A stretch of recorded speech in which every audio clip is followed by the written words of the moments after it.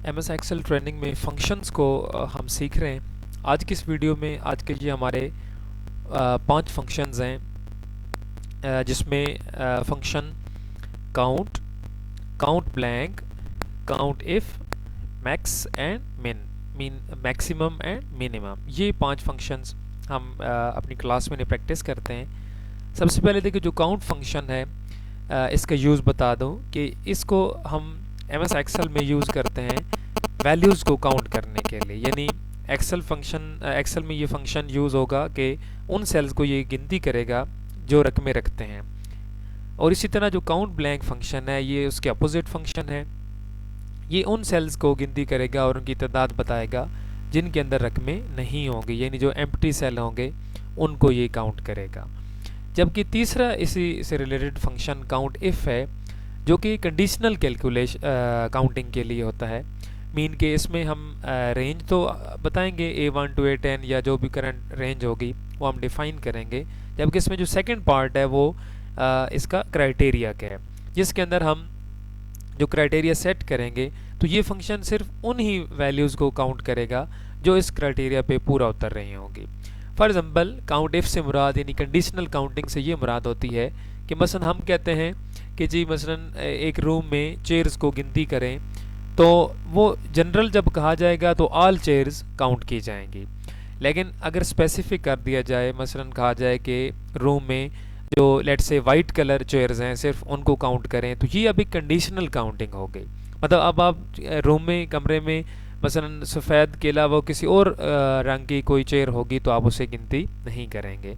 तो इस तरह ये कंडीशनल काउंटिंग काउंट इफ की मदद से हो सकेगी।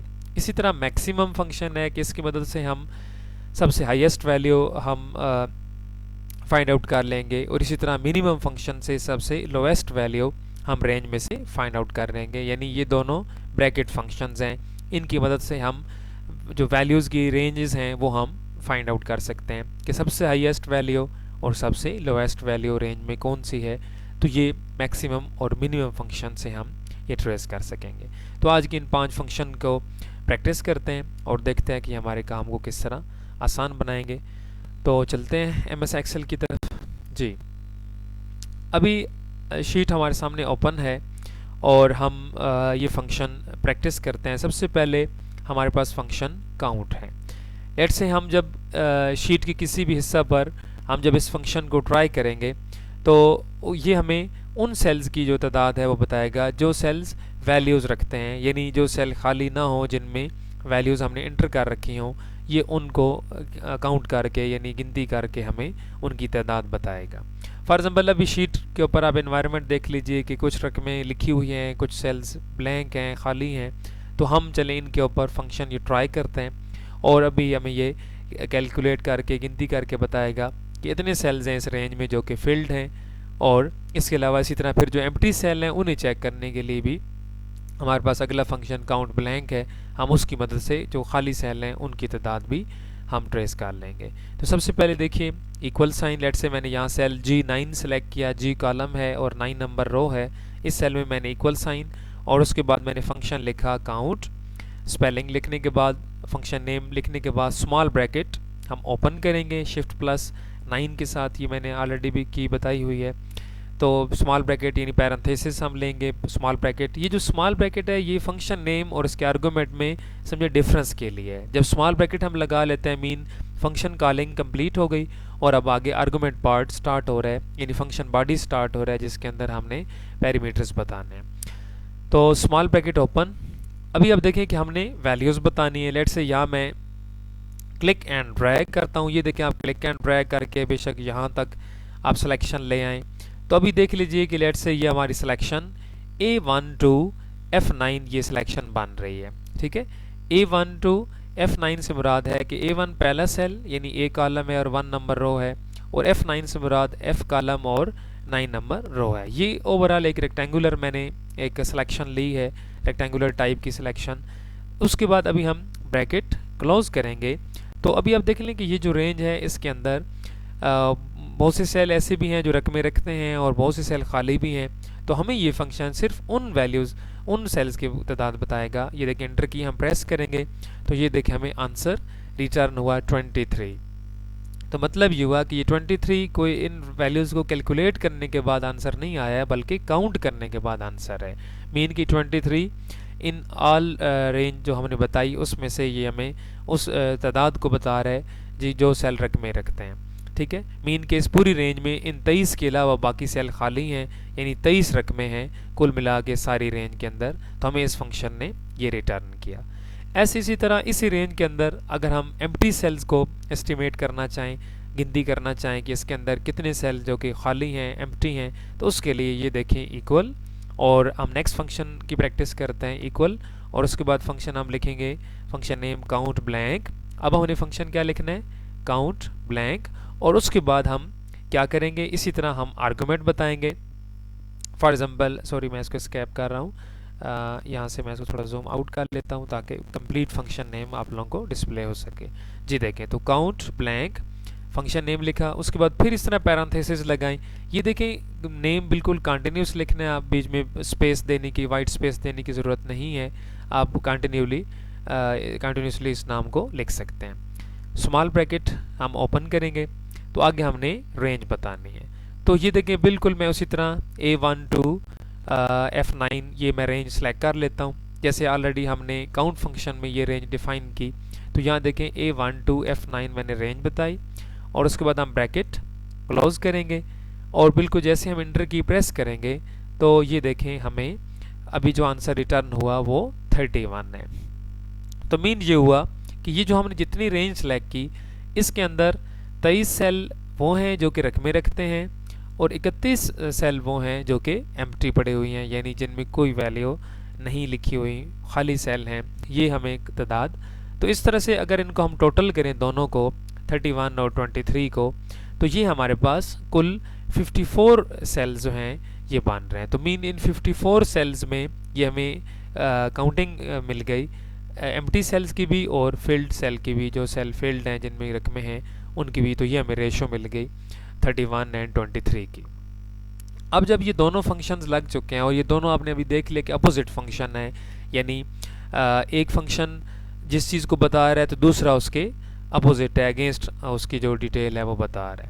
तो अब अगर हम इस रेंज में जो A1 to F9 हमने रेंज बताई, इस रेंज के अंदर हम या तो रकमें डिलीट करना शुरू करें या हम रकमें एंटर करना शुरू करें तो आंसर्स अपडेट होंगे। ये देखिए, लेट्स से मैं यहाँ B1 यानी बी कॉलम में फर्स्ट जो रो है इसके अंदर मैं यहाँ सेल में एंट्री करता हूँ। लेट्स से मैं इसमें कोई भी वैल्यू, फिक्टिशियस वैल्यू एंटर कर देता हूँ। फॉर एग्जांपल मैंने 45 लिखा। लिखने के बाद जैसे हम सेल से एग्जिट होंगे तो ये देखिए कि ये फ़ौरन दोनों आंसर्स अपडेट हुए हैं। ठीक है, काउंट वाला भी और काउंट ब्लैंक वाला भी। किस तरह अपडेट हुई हैं कि देख लें कि जो 31 था वो 30 हो गया, और जो 23 था वो 24 होगा, यानी एक डिक्रीज़ हुआ है और एक इंक्रीज़ हुआ है, क्योंकि ये दोनों फंक्शन अपोजिट हैं। यानी जो काउंट ब्लैंक था उसमें एक सेल डाउन हो गया, गिर गया क्योंकि सेल फिल हो गया, और जो काउंट वाला जहाँ रिज़ल्ट था उसमें एक सेल प्लस हो गया, मतलब एक और सेल यानी इस रेंज में अवेलेबल हो गया जिसके अंदर वैल्यू आ चुकी है, इनिशियलाइज हो चुका है। इसी तरह से अगर मैं इससे निचले सेल में भी वैल्यू एंटर करता हूं तो आप यहाँ पे इन आंसर्स पे गौर करना है। जो 30 और 24 हैं ये देखिए अपडेट होंगे। जो 30 वाला है ये 29 पे आ जाएगा, और 24 वाला 25 पे चला जाएगा। तो ये देखें, मसलन मैं यहाँ पे अगेन वैल्यू लिखता हूँ, बस मैंने 30 लिखा, ये देख लीजिए, देखें काउंटिंग अपडेट हुई ऑटोमेटिकली, और एक और ब्लैंक सेल डाउन हो गए, 29 हो गए, और जो फिल्ड सेल हैं वो इंक्रीज़ हो गए यानी 25 हो गए। तो इस तरह आंसर अपडेट हो रहा है। मीन इन दो फंक्शंस ने हमें वैल्यूज़ की डिटेल दी हैं कि वैल्यूज़ कौन कौन सेल्स, कितने सेल्स में वैल्यूज़ हैं और कितने में नहीं हैं। ऐसे ही देखें इसमें जो तीसरा फंक्शन है इन्हीं से रिलेटेड, ये ज़रा डिफरेंट टाइप का है। जैसे मैंने बताया कि ये कंडीशनल है, मतलब काउंट इफ फंक्शन जो है ये कंडीशनल है। हम इससे क्राइटेरिया सेट करेंगे इसके अंदर, और उस क्राइटेरिया के मुताबिक वैल्यूज़ काउंट होंगे। अगर अब इसमें देखें सारी वैल्यूज़ काउंट नहीं होंगी, बल्कि वो वैल्यूज़ काउंट होंगी जो क्राइटेरिया जो बताया गया होगा उसके ऊपर पूरा उतर नहीं होंगी। जो वैल्यूज़ उस क्राइटेरिया से डिसमैच्ड होंगी वो बिल्कुल भी काउंट नहीं होंगी। हालांकि देखें वो वैल्यूज़ होंगी और सेल के अंदर टाइप्ड भी होंगी, लेकिन वो सेल काउंट नहीं होगा। सो इसके लिए चलें हम एक एग्जांपल ले लेते हैं। फॉर एग्जांपल यहाँ मैंने कॉलम जे लिया, इसके अंदर मसलन मैं लिख देता हूँ ऑब्टेन्ड मार्क्स, यानी स्टूडेंट्स के हासिल करदा नंबर हम लिख लेते हैं। फॉर एग्जांपल हम इसमें मिक्स मसलन डिफरेंट, ये देख मैं फिक्टिशियस नंबर्स लिख रहा हूँ। अब इसमें कुछ देखें स्टूडेंट्स कुछ पास हैं कुछ फेल हैं, यानी मिक्स इस तरह मैंने एंट्रीज़ की हैं। लेट्स से हमें इनको ये जो स्टूडेंट के ऑब्टेन्ड मार्क्स मैंने लिखे हैं, हम इनमें जो टोटल पास स्टूडेंट हैं मसलन हम उनको ट्रेस करना चाहते हैं, गिनती करना चाहते हैं कि क्लास ने एग्ज़ाम दिया और ये जो हासिल करदा नंबर हैं इनमें से कितने यानी पास हैं, हम तादाद लेना चाह रहे हैं। तो उसके लिए हम क्या करेंगे, equal function name count if, यानी अब ये तीसरा हमारा फंक्शन है काउंट इफ़, ये कंडीशनल फंक्शन है, ये जनरल काउंटिंग नहीं करेगा बल्कि क्राइटेरिया बेस काउंटिंग करेगा। काउंट इफ़, उसके बाद उसी तरह शिफ्ट प्लस 9 बटन प्रेस करेंगे, ओपन ब्रैकेट ओपन पैरेंथेसिस लेंगे। उसके बाद आप देख सकते हैं कि इसका जो आर्गूमेंट है इसमें दो चीज़ें हैं, ठीक है। आप देख सकते हैं फंक्शन आर्गूमेंट में दो कौन सी चीज़ें हैं कि एक इसके अंदर रेंज है, आप देख सकते हैं मैंने जूम कर दिया है, रेंज है, और दूसरा इसमें क्राइटेरिया है।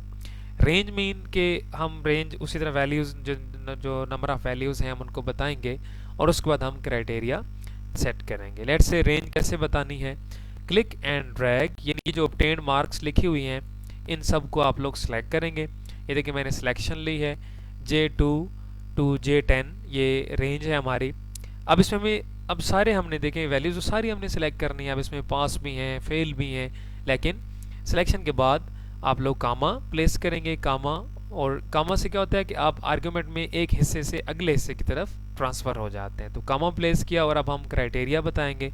तो जब हम क्राइटेरिया बताएंगे देन वैल्यूज़ जो होंगी वो हमें काउंटिंग उन क्राइटेरिया के मुताबिक हमें वो तादाद मिलेगी।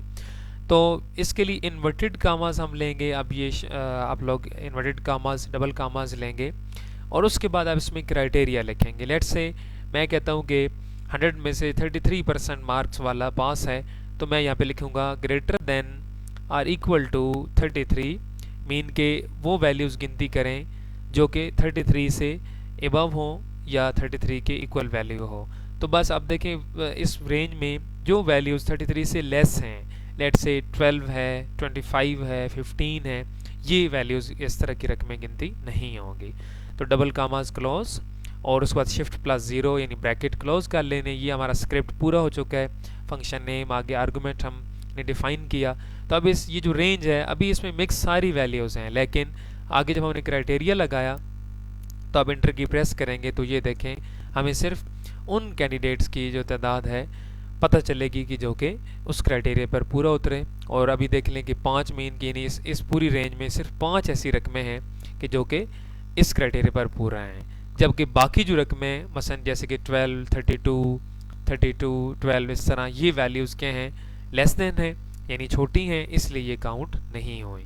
इसी तरह चलें इस फंक्शन की प्रैक्टिस के लिए अगेन मसलन अगर लेट्स से फेल को हम चेक करना चाहें तो इसी तरह हम क्राइटेरिया सेट करके ये देखें दोबारा equal function name count if, उसके बाद स्मॉल ब्रैकेट, उसके बाद हम रेंज और क्राइटेरिया बताएंगे। ये देखें click and drag, range again उसी तरह मिक्स सारी बता देंगे चाहे उसमें पास हैं चाहे फेल हैं। उसके बाद हम कामा लगाएंगे और आगे फिर वही तरीका शिफ्ट प्लस ये इन्वर्टेड कामाज डबल कामाज लेंगे और उसके बाद हम क्राइटेरिया। तो अब चूँकि हमने फेल जो स्टूडेंट हैं उनको कैलकुलेट काउंट करना है, तो उसके लिए मैं यहाँ से अभी लेस देन 33 लिख देता हूँ, मीन कि वो वैल्यूज़ जो 33 से लेस हैं। तो अब देख लीजिए डबल कामाज क्लोज और ब्रैकेट क्लोज और देन उसके बाद हम इंटर की प्रेस करेंगे तो ये देख लीजिए कि हमें तादाद अभी 4, मीन की जो फेल हैं वो 4 हैं, यानी इस पूरी रेंज में ये जो 9 वैल्यूज़ की रेंज है इसके अंदर 5 यानी पास हैं और 4 फेल हैं, यानी 4 वो स्टूडेंट हैं जिनके नंबर 33 से लेस हैं। तो इस तरह हमने ये काउंट इफ फंक्शन जो है इसकी प्रैक्टिस की है।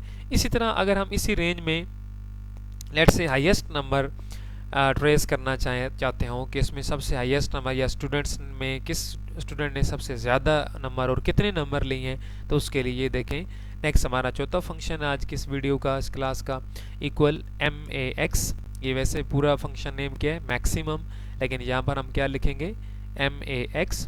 और इसी तरह फिर अगेन हम स्मॉल ब्रैकेट ओपन करेंगे, पैरेंथेसिस लेंगे और उसके बाद हमने रेंज डिफाइन करनी है। तो यहाँ देखें ऑल रेंज ये डिफाइन करेंगे। अगेन देखिए मैंने क्लिक एंड ड्रैग किया J2 टू J10 ये हमने रेंज इसमें सेलेक्ट की और उसके बाद हम इंटर की प्रेस करेंगे तो ये देखिए हमें फ़ौरन जो सबसे हाईएस्ट वैल्यू है वो हमें यहाँ पे प्रेस करके दे दी गई है। मसलन 76 यानी इस पूरी रेंज में 76 सबसे मोस्ट हाईएस्ट वैल्यू है।